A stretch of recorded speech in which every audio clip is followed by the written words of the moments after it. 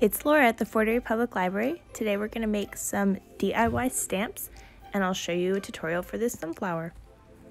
So these stamps are just made with a cork from an ordinary wine bottle. I also have some flat cork from the dollar store. If you don't have any, you could use craft foam or you could trim off the end of the cork so you have a flat piece to trim. So I'm just going to trim this cork into a rough petal shape and then I'm going to glue it to my wine cork.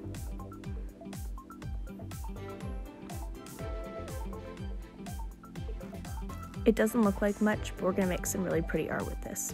Hang tight.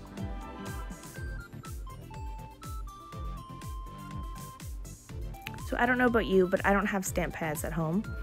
What I do have is markers. So you can use markers on these stamps really well. Just color the surface.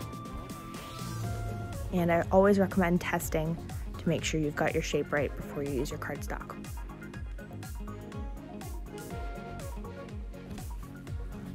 All right, I'm going to show you an easy way to make a sunflower with the stamp we just did. So I'm going to trace this really lightly. That's a little too dark, so I'm going to erase most of it. As long as I can still see it, that's all I need. To get the multi-dimensional color in the sunflower, I'm going to take my petal stamp and I'm just going to do a really light layer of the red marker. Then I'm going to stamp most of that off. And then I'm going to add a really thick layer of yellow.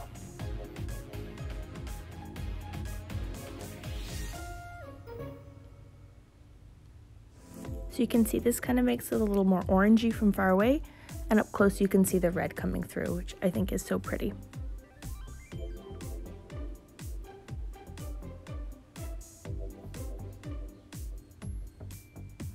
I actually don't need to repeat the red, I just need to add layers of yellow. And I'm going to keep stamping until I've filled up this entire circle.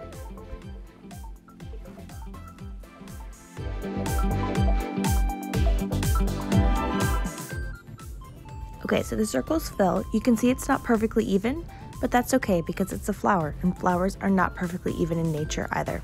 So I'm just going to go back and, even with lighter coats, fill in those gaps.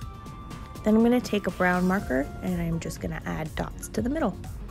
I also added some black, and now to fill in the background, I am just going to take a flat wine cork, cover it in the brown marker, and stamp away to fill in that white space.